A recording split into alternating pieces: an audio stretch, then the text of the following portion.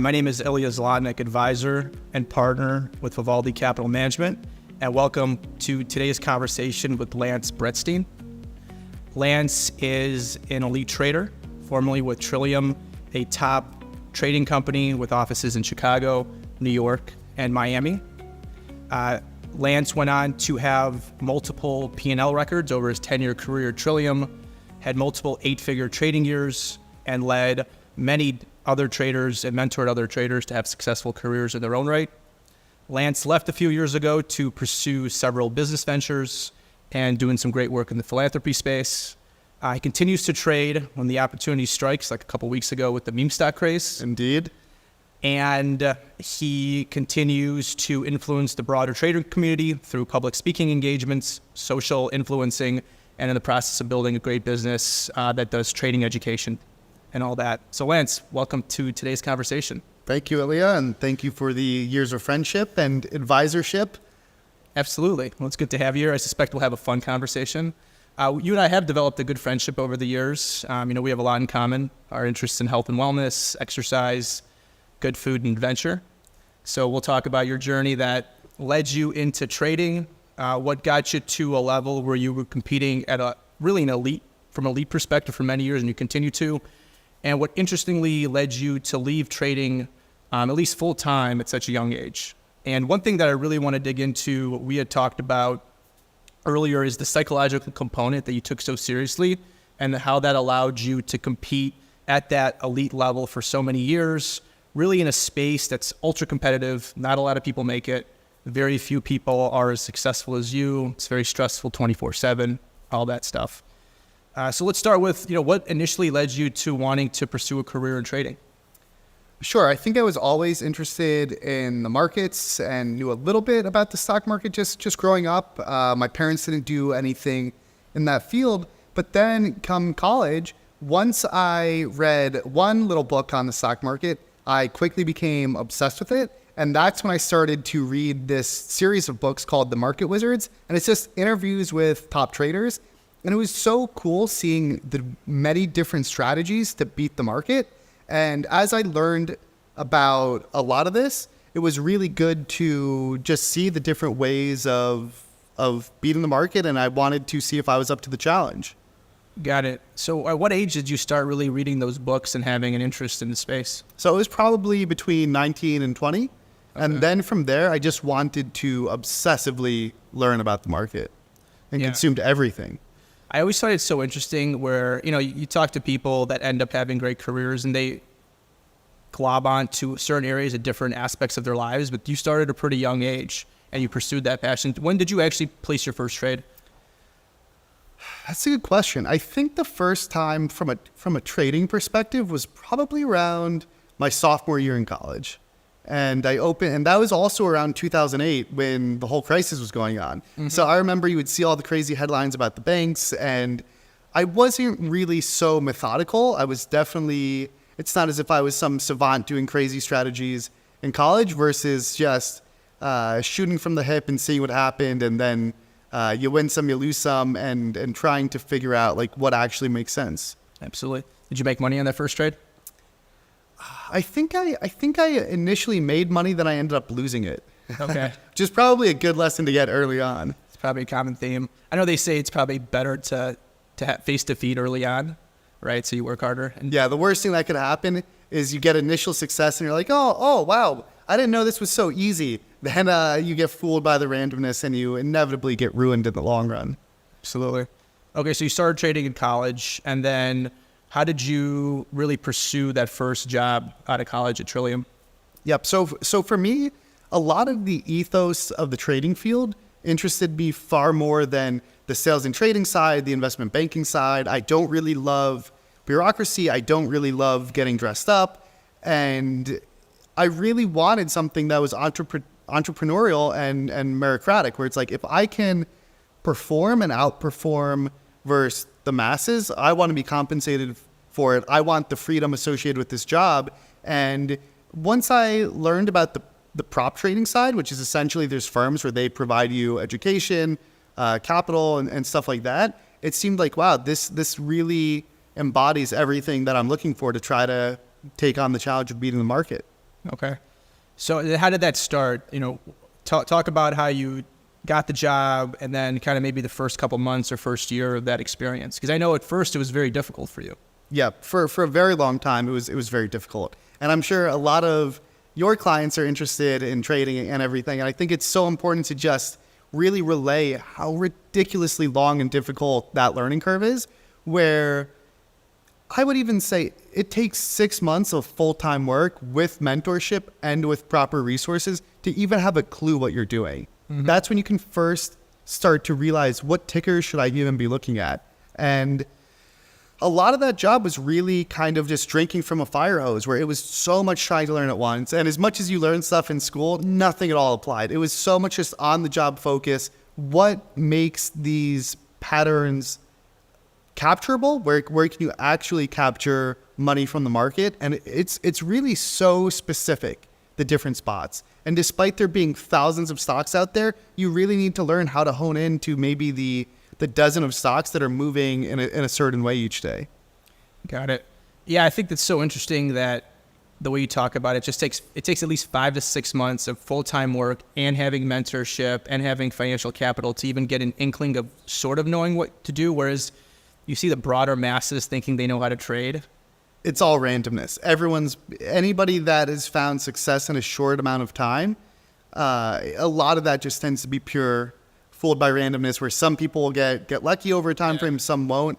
And what's so funny is you see people, especially from my seat now, where they think they've come up and they've accomplished something in the field, and they're 2, 3, 4 years in, and it's at that point you might be achieving some level of profitability, but for true mastery, I don't think you can even approach that anywhere before at least probably 7+ years.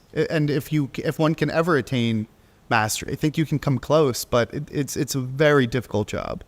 Yeah. I mean, I suspect you could probably say that about most, professions, where it takes that 7 to 10 years, or what do they say, the 10,000 hours or whatever it is to become a master in that specific craft. Okay, so the first year was difficult. Maybe talk a little bit more about, now you had a mentor. There was a point in time where you were almost thinking of quitting. So talk about those moments and what the turning point was that got you to the next level. Sure. Yeah, it was an incredibly frustrating journey. Like, I don't think most people can grasp what it's like to succeed at most things you do in life. And then when you take on this job, by the nature of everyone even being in that seat, you think you're going to succeed. If you didn't think so, you wouldn't be there. Yeah. And these are all high performers. These are all smart people. The baseline to just get in the door is that you've not failed much in your life.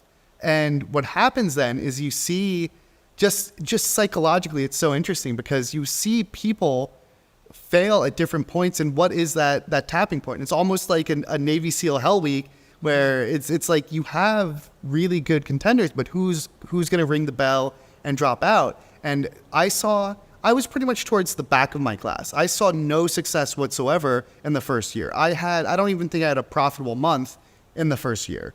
And what was interesting, though, is my ranking within the class started to go up over time. Not because I was making money, but because other people were dropping out and ringing the bell. Okay, and interesting. Yeah, and so everyone has their own opportunity cost. My brother was doing investment banking at the time, so you see your brother in the city making some real money, having fun despite the long hours, and you're making next to nothing. Even back then, I think the salary I was getting was $500 a week. And so initially, some people think they get it, but really it's so rare. But the more people that quit, the more I said, this is the job I want to be doing, and I love it. And really, they're going to have to probably kick me out of here, kicking and screaming. And so I eventually, close to the 1.5 year mark, started to interview for new jobs because I was reaching the point where, okay, like maybe at what point do you have that internal dialogue where you question your own ability? And when you try so hard and put so much effort in, but you just can't see the change. And we both love the book Atomic Habits, and so much is you're making progress, but a lot of times you just can't see it because as James Clear in that book makes out of an analogy, the water it's not yet at the boiling point, but all that energy is going in and the temperature is rising. Even though you can't see anything on the surface, you're getting closer and closer. And so I was interviewing at firms, and crazily enough, if I had gotten probably any of those jobs, I don't think I would have had any choice but to leave, because your opportunity cost, you're not living a glamorous life, you're working your butt off and seeing none of the results. And I started to have a conversation with the number 2 guy in the group, and he's like, look, man, I really think you're starting to get this stuff. I can tell from the way you speak about it. I can tell from the different stocks and the setups that you're calling out. You understand this. And if you don't give it a little bit more time, I think you'll really just end up regretting it. And I gave it that little bit more time. And there was one standout trade where I think I ended up making 10 grand in this trade, which was a multiple magnitude outlier versus what I had otherwise been making. And that covers a lot of rent. And once I did that, that was that glimmer of hope where it's like, wait a second. If I did this, I saw my boss make probably 10, 20x what I made in that trade. And it's like, wait a second. If I did that and my boss made 10, 20x what I made, one day, if I just get to that level, I can do that too. And so that gave me that bridge to just last the 6 more months where things started to really click. And then from there, it's never smooth sailing. You always take major setbacks. You always have major periods of doubt. But that's when I at least started to get some P&L under me. Yeah. One thing that stands out about your story that we had talked about multiple times is in the beginning, when you got the job, you had the option of going to the main office in Manhattan, where it would be a lot of fun. You're in the center of the world, effectively. You can trade, then you go out and have a good time. But instead, you chose to go to this kind of island office in Princeton with the top trader to get mentored. And I imagine you were kind of in this as a monk, kind of just sitting there, like learning the trade.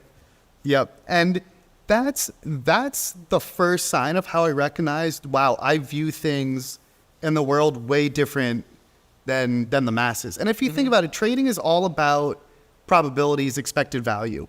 And when I was faced with the decision of, do I want to potentially take this opportunity in Princeton to learn from the top guy? For me, it was the clearest no-brainer I could have ever imagined. Forget the social life, forget living in the city. I'll always have time to live in New York City, have fun, do whatever. All I cared about was finding success at this job. I didn't need to become the best. I didn't need to make a ton of money. I just wanted to be able to make a living at this job that I really was passionate and loved at the time.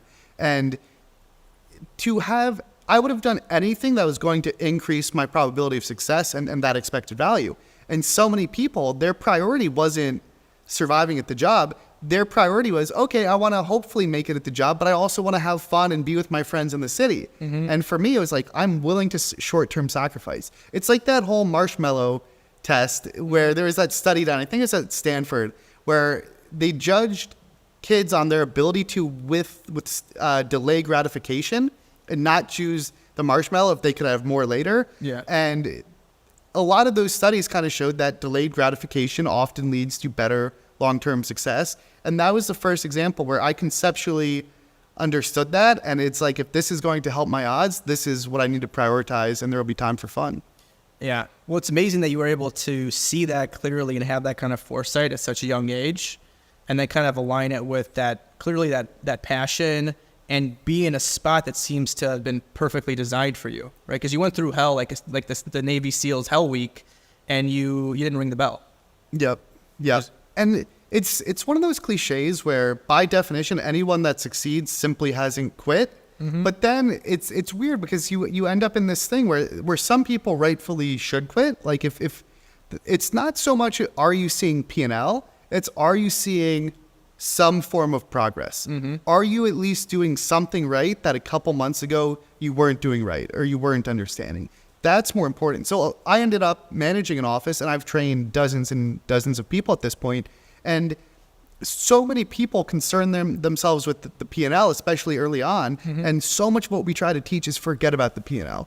Just focus on the fact, are you getting better over time? And that's how we judge you. Not by your P&L the first couple of years, but are you improving? Are you understanding the concepts? And can I see you course correcting stuff that we give feedback on? Yeah. That makes sense. Because I guess to your point, P&L could be random. It could be luck, right? It could be the large numbers. All right. It's also not that predictive, oddly enough, because by assuming that it's predictive, my P&L was awful early on. I didn't have any P&L. And even 2 years in, I was one of the last people in my class to hit what's called a $100,000 milestone in net P&L. Nevertheless, I went on to be the best. And that's not that rare of a pattern. We've seen some people that get it very quick, they do find success. But a lot of people that get it very quick, it really doesn't correlate to career P&L as strongly as you would think. Interesting. Okay, so you had that first, call it 12 to 24 months of struggle. You finally figured it out. Talk about that next phase of your career. I would actually argue that next phase is the most exciting part of trading, because you're putting effort in and you so tangibly see the output. Your P&L in that stage, kind of that second phase, it's not so determined by how good the market is. Obviously, the market will always have a role. A good market's going to help you. A bad market's going to hurt you. But you're ultimately going to be the biggest factor. Later on, when you're at a very elite level, if in a great market, you can just shoot the lights out. In a bad market, you can't really overcome that when you're very advanced. So what's so cool is you start to go from saying things like, oh man, like if I just put up this P&L every month, like I can finally afford my rent. Then you start to say a couple months later, oh man, like if I just had a 10K month, if I do this over the course of the year, I can make $100,000 this year. And you start to see so much growth. And the beauty of it is you're able to scale very, very quickly. And the speed at which I went from making 10K months to then making 100K months was staggering. Why is that? You just add extra capital to it? Part is capital, but then I think the big thing is most people have these limiting beliefs. And I think one of my strengths was I was very hyper rational about a lot of things. And maybe it was even a precursor, that decision to go to Princeton, where I was just trying to think like, what's the right decision? Let me remove emotional biases. And so often people have a lot of trouble increasing their size in trading. And even though it's just this number on the screen, when you're in that seat, it has such a real emotional and psychological effect. You feel the stress, you feel the adrenaline, you feel your heart beating. And that's going to be one of the appeals of the job. You have to be a little bit of a adrenaline addict to be a good trader, I suspect. Am I right about that? You definitely need to. It really is to some degree a performance sport. Not that it's so physical, but in the fact that you're making split-second real-time decisions and you're getting that emotional high and low, it very much is. You need to be someone that's okay in the arena under stress. You are performing every single day. But the thing that manifests in your head manifests in your body eventually. Maybe we should spend a little bit of time talking about what your view was on how to kind of improve yourself from a psychological perspective to be able to withstand the difficult hours, the ups and downs, the stress of the job. Yeah. And so now there's so much more information than there used to be. When I was first starting, which is probably not almost 15 years ago, we didn't have things that now seem obvious, like all the podcasts and information out there on the benefits of sleep, on the benefits of sunlight and getting outdoors, the benefits of fitness, nutrition, and even mindfulness. A lot of that just didn't exist. And so for me, I don't think I really had that many performance resources out there. It's kind of amazing what's so free and accessible nowadays in the podcast space.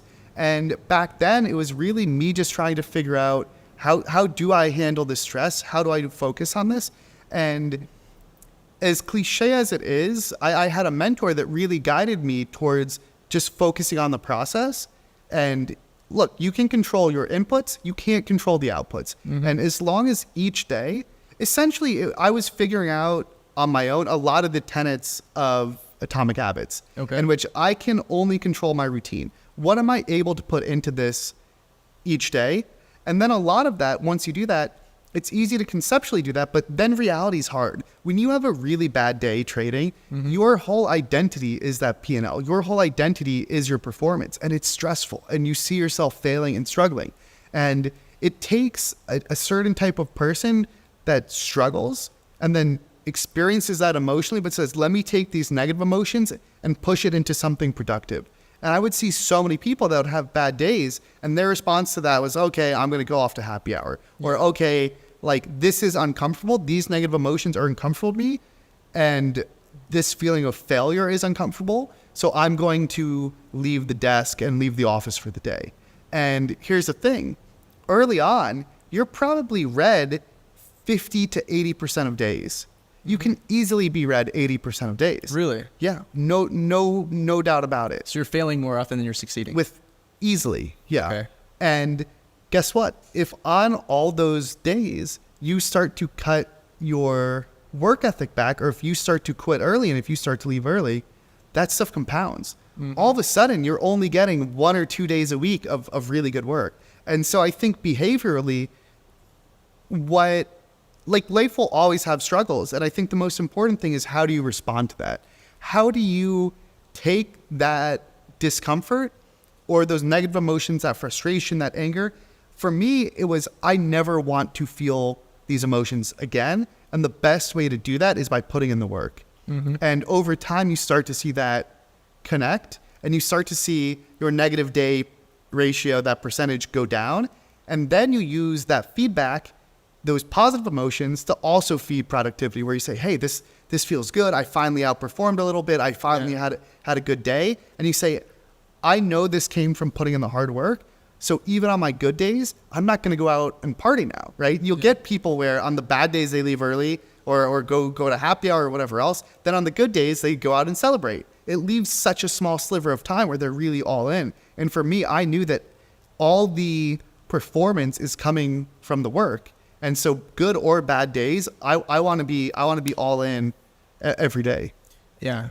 I mean, for me, the discipline and being able to perform at a high level is its own prize to some extent. And then when you have that fundamental level of process, if you have difficulty, you just know you're going to be able to reset the next day because you have something to fall back to. I think also the beauty of the job, and this also became interesting later as I started to track like health data and performance. It's very unique where you have a scorecard every single day. Unless you're a pro athlete, and not even pro athletes because you don't have a game every day, but to be able to see how you performed day in, day out and use that as signal for feedback. Most people don't get that type of daily feedback and something telling you, hey, you did good, you did no good. And it's just something so motivating to have that metric that you can push every single day. I'd assume if you're in a sales type job, or even for you, it's a lot of those metrics would be sexy and appealing to me, to almost gamify it, where how can I move all these in the right direction? I think even with health stuff nowadays, a lot of that data is fun for many people because you can gamify it. Yeah, you have something to benchmark yourself on. So you sent me and we talked about this, but you sent me a podcast where you interviewed, I think, the trading psychologist. Trading psychologist, yeah. Which was interesting because I didn't even realize that existed outside of Billions, right? So talk a little bit about that and when you brought them on and how that had an impact on your trading career. Yep. So much like in Billions, there are trading psychologists, and a lot of these are psychologists that generally work with elite performers. Yeah. So they know the type of unique stressors you face. They know that, hey, if you have a good day, but everyone else did better, that is emotional stress. We play the comparison game. No matter who you are always comparing yourself to people around you. And in a field like sports or trading, you constantly have that scoreboard up there. You always know how you're doing, and that has its own psychological stressors and everything else. And so, especially later on in the job, these ways that psychology pans out become very, very important to your performance. And something like how you manage going on tilt, how you manage FOMO, fear of missing out, how you manage the comparison game. And if I were to guess, the most stressful part of the job, especially long term, once I reached a certain level of success where I knew I have a career, once I started to compete to be in the top 10 rankings within the firm, that's when you start really playing that comparison game, and that's a whole different level of stressor. And I would argue that's when you can really lose your love and passion for something, is when you start to do it not to see your own progress, because early on, all I cared about is my piece moving forward? Am I advancing? Then once you start looking all around you and wondering, oh, if I go on vacation, will I miss this? Or, oh man, I really botched this day. Everyone made X, I lost Y. That's when you add a whole nother layer of stressors and externalities. And that's where I really started to understand all those athletes and pro performers, what it must really be like on a grand stage out there. Yeah, and you start maybe doing things for the wrong reason, right? 100%. Where maybe you need to take some time off and you see somebody ahead of you and it kind of motivates you to stick around, but you needed that time off to de-stress. Yep. And it's so funny because you might have your own strengths and your own skill sets, and it might not be a good market for your strengths and your skill sets, but you see other people performing, and that's when you start to leave your lane. Yeah. That's where you start to do things that you otherwise wouldn't want to do. So it really does, at that elite level, become so much a psychological battle, and knowing how can I perform the best of my abilities and stick in my lane? And how can I not let those factors get to me? How can I not let personal life distract too much? How can I really perform to the best of my ability every single day? And I can see we're having somebody to talk to who's a professional and convey those feelings and have them be objective and say, hey, maybe you're doing this for the wrong reason. It could be so helpful. Like for myself, I have a daily meditation practice, and that allows me to kind of clear my mind and really figure out, am I doing things for the right reason? So, okay, so you had the first, kind of go back, you had that first stage of your career where you're struggling, trying to figure it out. You had that breakthrough. You have the second stage where you're finally kind of scaling your P&L, and it looks like you're about to have that third stage where you're a top performer. Yeah. So talk about kind of a little bit more about how you got to number one. Yeah. And if I had to sum it up in one sentence, it would just be the desire to improve every single day. And the focus on the process rather than what those around me were doing. And to my mentor's credit, he one time said to me, Lance, you need to stop worrying about and comparing yourself to everyone else in the firm, because given your potential, all of that is just thinking too small. Like one day, Lance, you will be playing a game so big where you're just going to be in a different league. And whether true or not, that makes you think. Like when you hear stuff like that from someone whose opinion you value, you start to think really big and remove even further limiting beliefs. And so for me, it was this combination of thinking, hey, I need to just play a totally separate game. I want to play the bigger game, let them do their thing and keep on sticking in their ways, but I'm going to try and even just go bigger.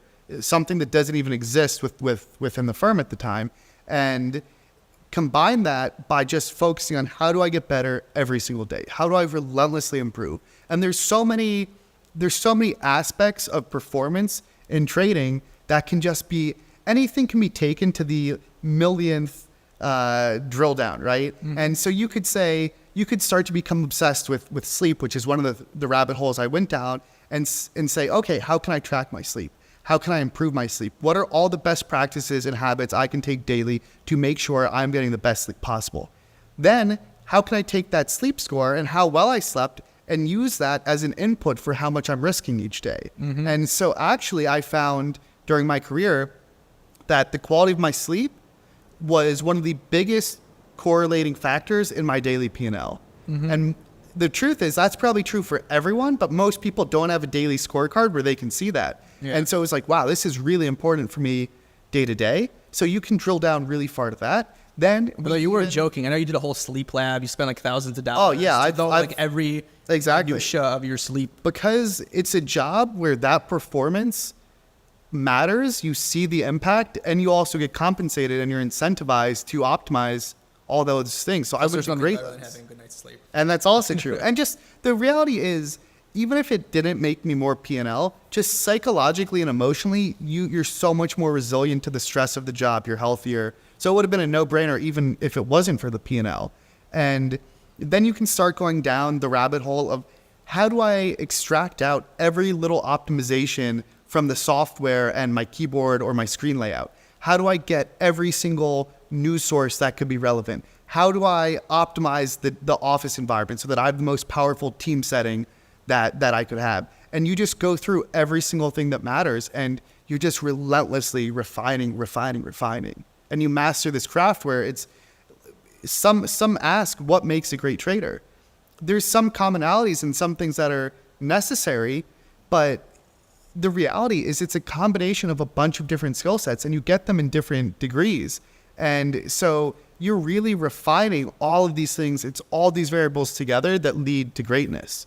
Yeah, it's the compounding effect, which I think is one thing that's interesting. The other thing that you mentioned that I think is really interesting, and I've experienced it in my own life, is kind of when you're going through these transitional phases, it's sometimes hard to see what the future looks like. But when you have really good mentors around you that have been there and see what the future looks like, and they can sit and tell you this is where you're headed, it provides so much confidence in your abilities. Yeah. Right? It helps and provides some guidance. So I think that's really interesting. So curious, when you're going through this whole path, were there any times where you had like a big struggle psychologically or a big losing day where you were questioning things? I think for any trader that's found success, you never reach a point where you don't struggle. Okay. At no point, even at my peak, the job was never easy. And it's not really supposed to be, because it's a performance job. And so for any given year, maybe not some of my best years, but most years, I would probably have 2 to 3 months where I was in a P&L hole and I was making no money or losing money. And throughout my career, being more of a home run swinger, there would be times where I would just take massive losses, where literally in seconds or minutes, I would lose 3 or 4 months worth of P&L. What's the biggest amount you ever lost on one trade? The biggest I've ever lost on one trade, I think I lost like 2.3 million in probably about 15 minutes. It's amazing. Yeah. How did you feel in that moment? You feel some level of regret. You start to look, how do I, where's the undo button? Okay. You call up tech support and you're like, hey man, how do I get a mulligan on this one? And the answer is, as with all things in life, you don't get a mulligan. There's no undoing these things. And what's so interesting is with the big losses, you do actually go through the different stages of grief. Like, it really is very psychologically difficult to have these losses. And it's so much of your identity. It's so much of, plus, especially if you're providing for yourself or your family, it's also how you just support yourself. Yeah. And you don't know when you're going to get out of that hole. You hope you're going to get out of it. You never know for sure. And the only thing that helped me is the more you go through these experiences, the more data points you have where you say, hey, like, okay, I've gone through this before. I'm going to be okay. And I know this isn't pretty. I've gone through these emotions. First, I just need to accept what happened. I need to accept that there's no one doing it. As my mentor would say, you get 24 hours to sulk and complain and be upset. Mm-hmm. After that, it's just go time. You need to learn the lesson from it. Like, the most important thing to recognize long-term is if you're going to be a good trader, every single loss you take, that's a lesson. And you can be so upset, oh my God, I lost X amount of dollars in this. But eventually you learn to say, look, I'm going to learn the lesson I need to learn from this. I can be upset about the money lost, but on a long enough time frame, fixing this lesson is going to make me so much more money. I'm going to fix this vulnerability. I'm going to fix and optimize my system to correct for this. And then in the long run, I'm so much safer and better off. And so you really need to take not just the loss, but what's that doing to my expected value over time? And so I developed this concept called the bobblehead concept, where you focus on, look, not what's my P&L, but what's my expected value over time. And so if you take a big loss, but you learn from it, your expected value over time actually increased. You get better as a result of that loss. And once you start to reframe problems that way, that's when you get so much more resilient. And it's a lot of those, I wouldn't call it like a mental game, but it's a lot of those mental frameworks that I used to help me get through those tough times. Yeah. It's a lot about resiliency and really reframing that every obstacle is just another opportunity. Yep. The obstacle is the way. Yep. Right. Okay, so I think I met you, I was introduced to you sometime in 2020, right around COVID. And I remember that's when you put on one of your biggest trades ever and most successful trades. You want to talk about that? Yeah, I mean, so there were 2020 and early 2021 both had by far some of the biggest trades of my career. And in fact, early 21, I think, were some of the the best streaks I ever went on. Like I was having months that would have been really good years, and I was having days that would have been okay years. Okay. And a lot of that, funnily enough, a lot of that came from GME, GameStop, and AMC, which are actually back in play over the last couple months and continue. I say online that these tickers have been the greatest trading tickers of all time. And if they weren't already before, after the last couple months, there's just no doubt about it. Well, I want to say that to the audience that a couple of weeks ago you were supposed to be on this show, and it was Hello Kitty? Yeah, Roaring Kitty came back after a couple year hiatus. Lance calls me, he's like, we got to reschedule. Yeah, I'm like, I'm sorry, man, but stuff's going crazy. It's going to be a big one today. I understand. Okay, so go through that a little bit. Yep. So essentially, if you're a good day trader, and I think most professional day traders, not everyone, right? Everybody has their own little strategy, their own little strengths and weaknesses. But I think most trading firms and most traders gravitate to what we call in-play stocks, essentially stocks with fresh news, stocks making the biggest, craziest moves. We want to see big, crazy moves. We want to see emotions. We want to see psychology. We want to see euphoria. We want to see panic. And GameStop is essentially the perfect trading arena for all of this, because you get a lot of unsophisticated, uninformed investors. People YOLO, people have dreams, stuff, all people get caught off sides. And so even back in January 21, the stock was making really, really huge moves. The ranges on this thing were incredible. And so what would happen is you would get these euphoric trends that would go up. You would wait to short the turn. Once the stock turned, the stock would just catch momentum and everybody on the other side would then start panicking. Imagine just like a big pendulum just shifting back and forth. So you would try and use your system of technical analysis, which is just simply using the chart and interpreting the chart for entries and exits. And you would try and find where that momentum shifts after a really euphoric move, where the pendulum gets so pulled one direction. You would get it as it shifts back. And then because there's just so much emotions and so much money flowing back and forth, the pendulum would go all the way the other side. So you would be shorting huge size. The stock would drop 20, 30, 40, 50% in like a 30-minute span, an hour span. And then you would end up flipping, not just covering your short, but you would be getting long and buying and catching that bounce back towards an equilibrium. So just massive moves in volatility. Yeah, I mean, I can only imagine you in that position because you've seen that trend. You've studied that trend so many times, and you're in that moment, and you know what's going to happen to some extent. I feel like those years were just the Super Bowl for day traders. Yeah. And you were just getting so many reps and so many good hands. It's like sitting down at a poker table where all you're getting is just cards that are like 10 or jack and above. And that's the thing, though, is like, that being said, no trade is ever certain. There's always doubt. You might be very confident, much like with a poker hand. Yeah. But unlike in poker, where you can have a royal flush or you can have the best hand on the board, you never know that it's 100% certain, like with poker. And so you always still need to be open-minded. You always still need to be flexible, and you still need a system that protects you when you're wrong. There was one time where GDX, which is an ETF that holds a basket of gold miners, and for those in the trading world, everyone knows that in general, ETFs trade at exactly their net asset value. Unlike a closed-end fund that can trade away from net asset value, these generally trade 100% in line. If there was any divergence, it would be arbitraged away. Yeah. What we saw, though, in I believe it was March of 2020, when it was peak COVID fears, those ETFs, which normally never even diverge by a couple pennies, GDX and GDXJ, which is the gold miner junior ETF, these had diverged from net asset value by like 10, 15% or more, it is just absurd, probably never seen in modern that's trading. Like printing money. Yeah. To some extent, well, it's printing money, but then the craziest part is what happens when you put on that trade, but then the next morning it blows out even more. Okay. And so that's where things get really tricky and dangerous. Interesting.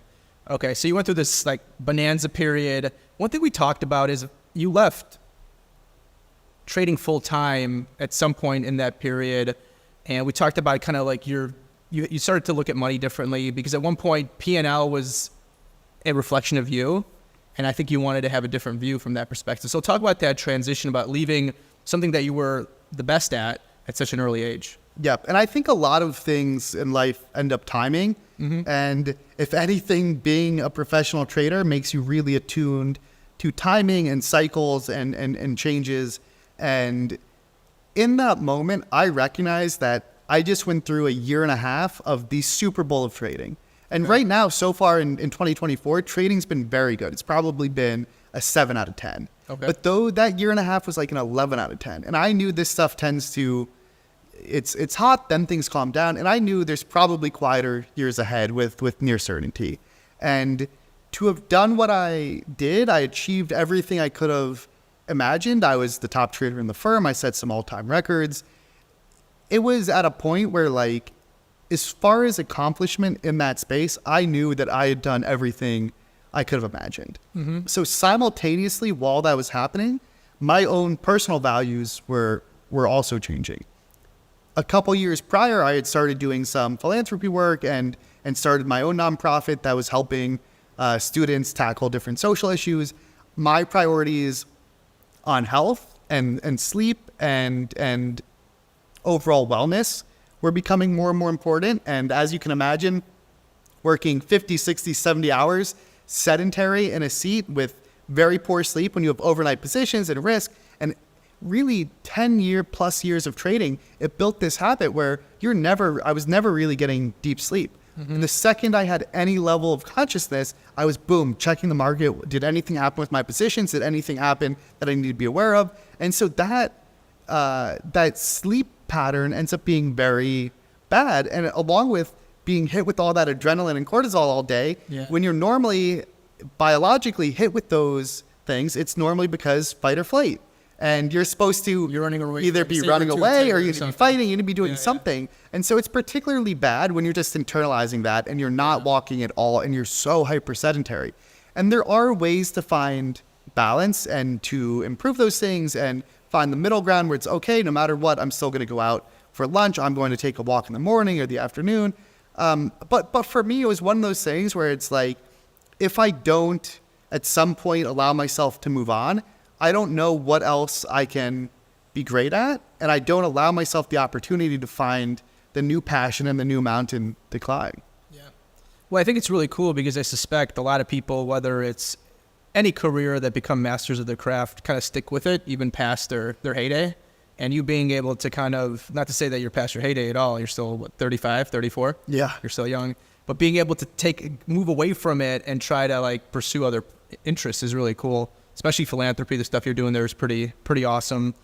I've seen some of that. But now it looks like you're also pursuing and trying to build out a business in the trading space and providing broad education to the community. Yep. So I think one big thing, and so many people are like, oh, you only feel this way because you had some level of success or this or that. But I just don't feel that's true. But what it is I've always had a philosophy that the world works best when you take care of your own needs, then you also take and help each other. And so much of my focus now is on community and how can we all help build a better place for everyone. So I try to do my part in learning about different social issues. I started a nonprofit that does these competitions at different universities to address social issues and kind of gets other people to help compound positive change.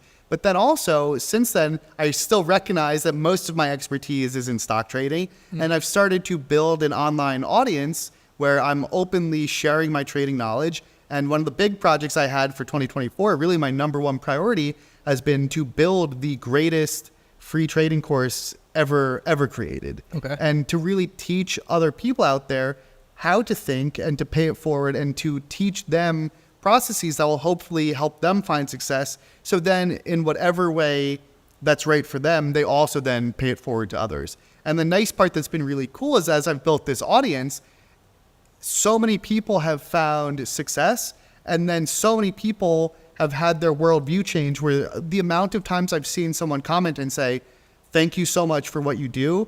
I've been successful as a result of this, and now I'm paying it forward in my own ways. That really gives me a lot of fulfillment and pride to see. Yeah, I suspect as much as making money sometimes.